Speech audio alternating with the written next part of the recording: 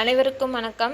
கற்போம் வாருங்கள் சேனலில் இன்றைக்கி நாம் பார்க்க போகிற தலைப்பு நன்னூலில் எழுத்ததிகாரத்தில் எழுத்தோட பாகுபாடுகள் பார்த்துட்ருக்கோம். அதில் பெயருங்கிற வரிசையில் பார்க்கலாம்.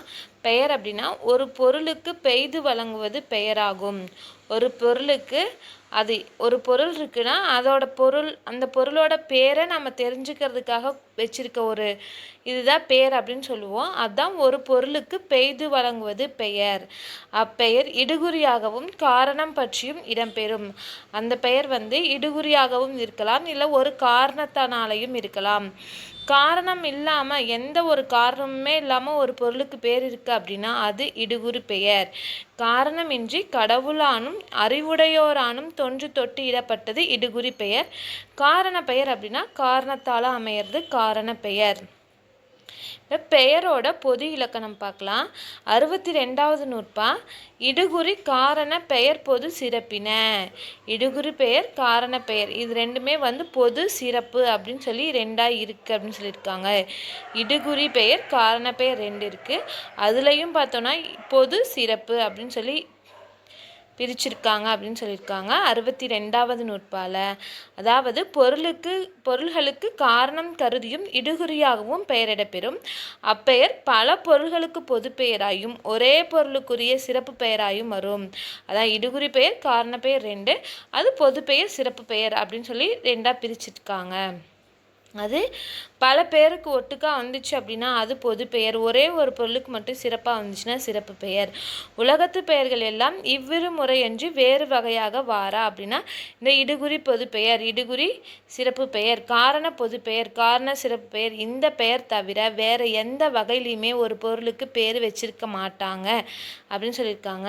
அதற்கான எடுத்துக்காட்டு பார்த்தோன்னா மரம் அப்படின்னா இடுகுறி பொது பெயர். மரம் அப்படின்னா பனைமரம் இருக்கும், வேப்ப மரம் இருக்கும், தென்னை மரம் இருக்குது. இந்த மாதிரி மரத்தில் நிறையா வகை இருக்குது. ஆனால் இது பொதுவாக மரம் அப்படிங்கிறது எல்லா வகையான மரங்களையும் குறிக்கும். அதுதான் இது இடுகுறி பொது பெயர் சொல்லியிருக்காங்க. ஏன் மரம் அப்படிங்கிறது ஒரு இடுகுறி பெயர் அப்படின்னு பார்த்தோன்னா இந்த மரம் அப்படிங்க வைக்கிறதுக்கான காரணம் எதுவுமே இல்லை. அதனால தான் இது ஒரு இடுகுறி பெயர். காரணம் இல்லாதனால இது ஒரு இடுகுறி பெயர். எல்லா மரத்துக்கும் மரம் அப்படின்னு தான் சொல்லுவோம். ஆனால் அதுவே இப்போ பனை மரம், தென்னை மரம் அப்படி பிரித்து சொன்னோம்னா அது இடுகுறி சிறப்பு பெயர். இடுகுறின் அப்படின்னா காரணம் இல்லாமல் இருக்கிறது தான் இடுகுறி பெயர். மரம் அப்படிங்கிறது பொதுவானது, பனை அப்படிங்கிறது சிறப்பானது. அதனால தான் இடுகுறி பொது பெயர், இடுகுறி சிறப்பு பெயர் அப்படின்னு சொல்லியிருக்காங்க. அடுத்தது காரண பொது பெயருக்கு பார்த்தோன்னா அணிகலன்கள் அப்படிங்கிறத அணி அப்படி ஏன் சொல்கிறோன்னா நம்ம அணிஞ்சிக்கிறோம், காதில் போட்டுக்கிறோம், அணிந்து கொள்வதனால அணி அப்படின்னு சொல்லி காரண பெயரில் வந்திருக்கு. காரண பெயரில் அது பொதுவான பெயர். அணிகலன்கள் அப்படிங்கிறதுல வளையல் வரும், தோடு வரும், நெத்திச்சூட்டி வரும், இது மாதிரி நிறையா பொருள்கள் வரும். அணி அப்படிங்கிறது பொதுவாக எல்லாத்தையும் குறிக்கிறனால அது ஒரு காரண பெயர். அடுத்தது முடி அப்படிங்கிறது காரண சிறப்பு பெயர். முடியில் அணிகிறனால லப்பர் பேண்ட் இருக்கு இல்லையா, அதை முடி அப்படின்னு சொல்லியிருக்காங்க. ஏன் அப்படி சொல்லியிருக்காங்கன்னா முடியில் அணிகிறனால அதுக்கு பேர் முடி. இது காரண சிறப்பு பெயர் அப்படின்னு சொல்லியிருக்காங்க. இடுகுறியாகவும் காரணமாகவும் அமையும் பெயர்கள். இடுகுறியாகவும் காரணமாகவும் அமையும் பெயர்கள் பார்த்தோன்னா இடுகுறி காரணம் எனும் இரண்டிற்கு பொதுவாக நிற்கும். இடுகுறியாகவும் காரணமாகவும் அமையும் பெயர்கள் ரெண்டுக்கும் பொதுவாக நிற்கிற பொருள்களும் இருக்கும். இடுகுறிக்கு மட்டும் சிறப்பாக இருக்கிறது இருக்கும், இல்லை காரணத்திற்கு மட்டும் சிறப்பாக அமையிறதுன்னு இருக்கும். இடுகுறி காரணம் ரெண்டுக்கும் பொதுவாக இருக்கும், இடுகுறிக்கு மட்டும் சிறப்பாக இருக்கும், காரணத்திற்கு மட்டும் சிறப்பாக இருக்கும். அப்படிங்கிறனால இந்த இடத்துல இரட்டுற மொழிதல் அப்படிங்கிற ஒரு உத்தியை பயன்படுத்தியிருக்காங்க. நம்ம உத்தி 32 வகை பார்த்துருந்தோம் பாயிரவியலில். அதில் பார்த்தோன்னா எழுத்துக்கள் நுதலி புகுதல் அப்படிங்கிற ஒரு உத்தியில் இருந்துச்சு. அடுத்தது ஒத்துமுறை வைப்பு அப்படிங்கிறது எழுத்தில் இருந்துச்சு. இப்போ பார்த்தோன்னா இரட்டுற மொழிதல் அப்படிங்கிற உத்தியை பயன்படுத்தியிருக்காங்க அப்படிங்கிறத பார்க்குறோம். இந்த இடுகுறி காரணத்துக்கு ரெண்டுக்கும் பொதுவாக வர பெயர் இடுகுறிக்கு மட்டும் சிறப்பானது, காரணத்துக்கு மட்டும் சிறப்பானது. இந்த மூன்றையும் வடநூலார் என்ன சொல்லியிருக்காங்கன்னா யோகம் ரூடி, யோக ரூடி அப்படின்னு பிரிச்சிருக்காங்க. வடநூலார் இடுகுறி காரணம் இரண்டுக்கும் பொதுவானது, இடுகுறிக்கு மட்டும் சிறப்பானது, காரணத்திற்கு மட்டும் சிறப்பானது. இதை யோகம் ரூடி, யோக ரூடி. யோகம்னா என்னென்னா இடுகுறி சிறப்பு பெயர், ரூடி அப்படின்னா காரண சிறப்பு பெயர். யோகம் அப்படின்னா தான் காரண சிறப்பு பெயர், ரூடி அப்படின்னா இடுகுறி சிறப்பு பெயர், யோக ரூடினா இடுகுறி காரணம் இரண்டுக்கும் பொதுவானது.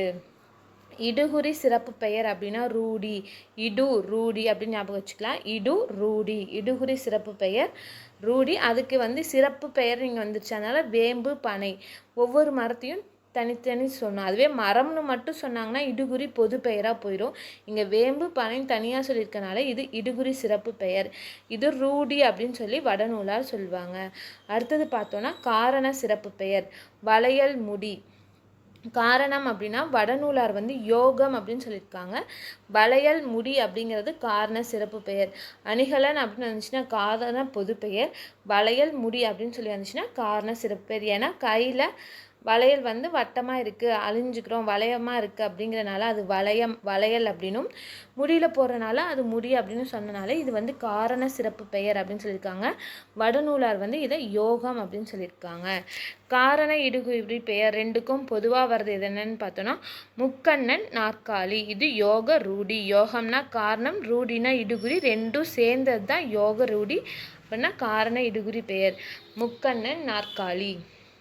நாற்காலி என்பது காரணத்தால் பெற்ற பெயர் ஆகினும் 4 கால்களை உடைய உயிரினங்களுக்கோ பொருள்களுக்கோ செல்லாமல் நாற்காலியை மட்டும் குறித்ததால் காரண இடுகுறி ஆயிற்று. ஏன் இப்படி சொல்கிறாங்க அப்படின்னு பார்த்தோன்னா 4 கால் விலங்குகளுக்கும் இருக்குது, நாற்காலிக்கும் இருக்குது. ஆனால் அந்த 4 கால் இருக்க விலங்குகளை குறிக்காமல் 4 கால்கள் இருக்க அந்த சேரை மட்டும் குறிச்சனால இது காரண இடுகுறி அப்படின்னு சொல்லியிருக்காங்க. அடுத்தது நம்ம பார்க்க போனோம்னா எழுத்துக்களோட பெயர் பார்க்க போகிறோம். எழுத்துக்களோட பேர் அப்படிங்கிறது உயிரெழுத்து மெய்யெழுத்து. உயிரெழுத்து மொத்தம் 12, மெய்யெழுத்து மொத்தம் 18, இது சேர்ந்து 30. முதல் எழுத்துக்கள் 30ன்னு சொல்லி நேற்று பார்த்தோம். அதுதான் 63வது நூற்பால அம்முதல் ஈர் ஆறு ஆவி கா முதல் மெய் மூவாறு என விளம்பினார் புலவர்.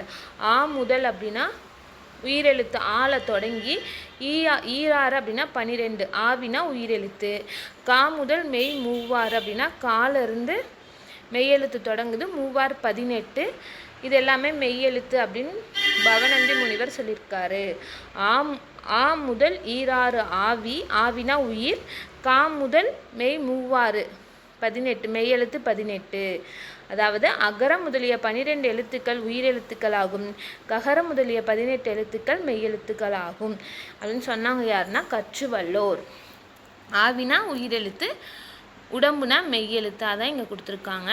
அடுத்தது உயிரெழுத்துக்கள் அப்படின்னா அதற்கான விளக்கம் தனித்தும் உடலோடும் கூடியும் இயங்குகின்ற உயிரை போன்று தனித்தும் மெய்யோடும் கூடி இயங்குவதால் உயிர் என பெயர் பெற்றது.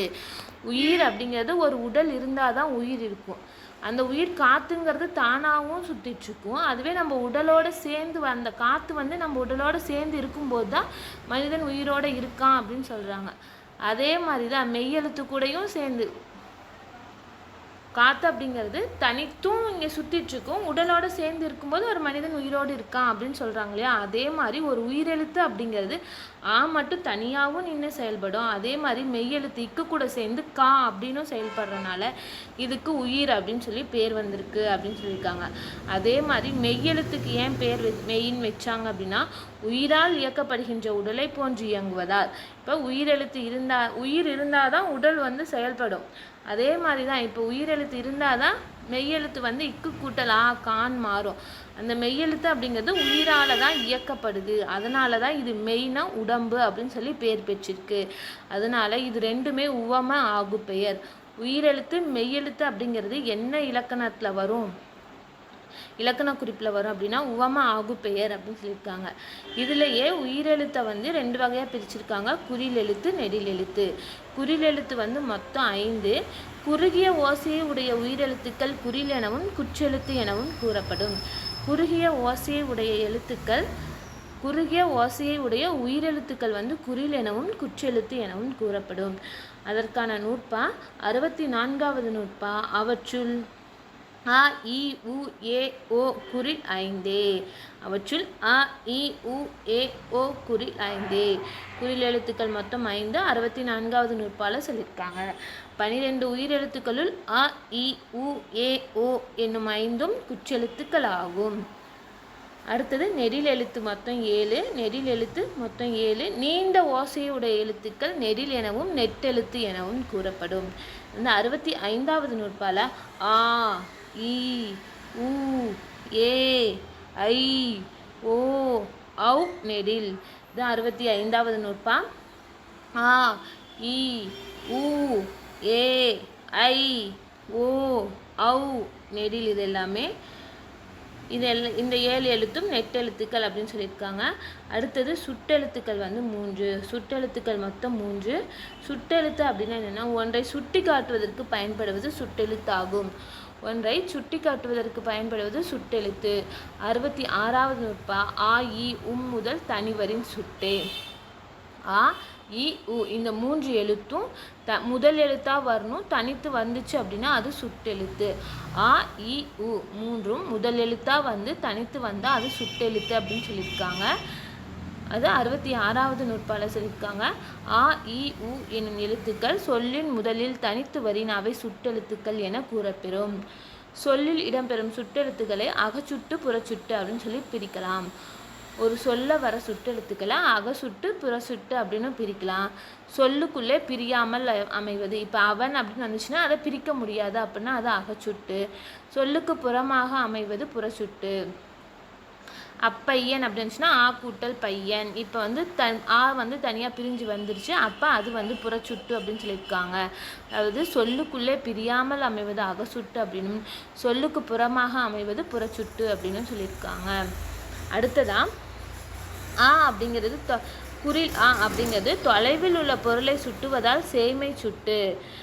அ அப்படிங்கிறது அந்த அப்படின்னு சொன்னாங்கன்னா, அந்த அப்படிங்கிறது தூரத்தில் இருக்க அந்த பையன் அப்படின்னு சொல்கிறோம். அப்போ அந்த அப்படிங்கிறது தூரமாக இருக்க பொருளை குறிக்குது. அப்போ அது சேய்மை சுட்டு அப்படின்னு சொல்லியிருக்காங்க.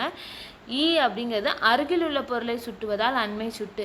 இந்த பையன் அப்படிங்கிறவங்க நம்ம பக்கத்துலேயே இருக்கிறவங்கள குறிக்கிறனால இது அண்மை சுட்டு, பக்கத்துலேயே குறிக்கிறனால. ஊ அப்படிங்கிறது இடைப்பட்ட பொருளை சுற்றுவதால் இடைமை சுட்டு. அதுவும் தூரத்துலேயே இல்லாமல் இல்லை பக்கத்துலேயே இல்லாமல் நடு மத்தியில் இருக்காங்க இல்லையா, அதை குறிக்கிறனால இது இடைமை சுட்டு அப்படின்னு சொல்லியிருக்காங்க. அடுத்தது அகச்சுட்டுக்கான விளக்கம் பார்க்கலாம். அகச்சுட்டு அப்படிங்கிறது பிரிக்க இயலாதவைன்னு பார்த்தோம். அவன், இவன், உவன் அப்படிங்கிறது அந்த சொற்களை பிரித்து அது பொருள் தராது, பிரிக்க முடியாது. அதனால அது அகச்சுட்டுன்னு சொல்லியிருக்காங்க. புறச்சுட்டு அப்படிங்கிறது பிரிக்கக்கூடியது தான் வந்து புறச்சுட்டு. அக்கொற்றன் அப்படிங்கிறது ஆ கூட்டல் கொற்றன் பிரிக்கலாம். இப்போ ஆங்கிறது ஒரு சுட்டெழுத்து. இவ்வீடு ஆங்கிறது ஒரு சேய்மை சுட்டு. இவ்வீடு அப்படிங்கிறது இங்கே பக்கத்தில் இருக்கிறத குறிக்கிறனால இது அண்மை சுட்டு. இது பிரிக்கிறோம், ஈ கூட்டல் வீடு அப்படின்னு பிரிக்கிறனால இது புறச்சுட்டு. அதுவே அண்மை சுட்டா சேய்மை சுட்டான்னு கேட்டாங்கன்னா இது அண்மை சுட்டு. உம்மணி அப்படிங்கிறத ஊ கூட்டல் மணி அப்படின்னு பிரிக்கிறோம், அதனால இது புறச்சுட்டு அப்படின்னு சொல்லியிருக்காங்க. அடுத்ததாக நம்ம பார்க்க போகிறது வினா எழுத்து. வினா எழுத்து அப்படிங்கிறது மொத்தம் 5 இருக்குது. வினா எழுத்துக்கள் மொத்தம் 5. ஒன்றனை வினவுவதற்கு பயன்படுவது வினா எழுத்தாகும். ஒரு கேள்வி கேட்கறதுக்கு பயன்படுறது தான் வந்து வினா எழுத்து. 67வது நூற்பா. ஏ யா முதலும் ஆ ஓ ஈற்றும் ஏ இருவழியும் வினாவாகுமே. ஏ யா அப்படிங்கிறது ஒரு சொல்லோட முதல்லையும், ஆ ஓ அப்படிங்கிறது ஒரு சொல்லோட இறுதியிலும், ஏ அப்படிங்கிறது ஒரு சொல்லோட முதல்லையும் வரும், இறுதியிலையும் வரும். அதான் இருவழியும் வந்தால் அது வினாவாகுமே அப்படின்னு சொல்லியிருக்காங்க. 67வது நூற்பா. ஏ யா முதலும் ஆ ஓ ஈற்றும் ஏ இருவழியும் வினாவாகுமே. அதான் ஏ யா எனும் இரண்டும் சொல்லுக்கு முதலில் வந்து வினா பொருளில் அமையும். ஆ ஓ எனும் இரண்டும் சொல்லுக்கு ஈற்றில் நின்று வினா பொருளை தரும். ஏ என்பது சொல்லுக்கு முன்னும் பின்னும் வந்து வினா பொருளை தரும். அதான் இங்கே கொடுத்துருக்காங்க. என்ன, யார் அப்படிங்கிறது ஏ ஆ வந்துருச்சா மொழி முதல்ல. என்ன ஃபர்ஸ்ட் லெட்டர் ஏ. யாரில் ஈ கூட்டல் ஆ, அப்போ ஏ ஆ மொழி முதல் வந்திருக்கு. வந்தானோ, வந்தானா, வந்தானோ அப்படிங்கிறது மொழி இறுதியில் வந்திருக்கு. ஏன் மெய்தானோ அப்படிங்கிறது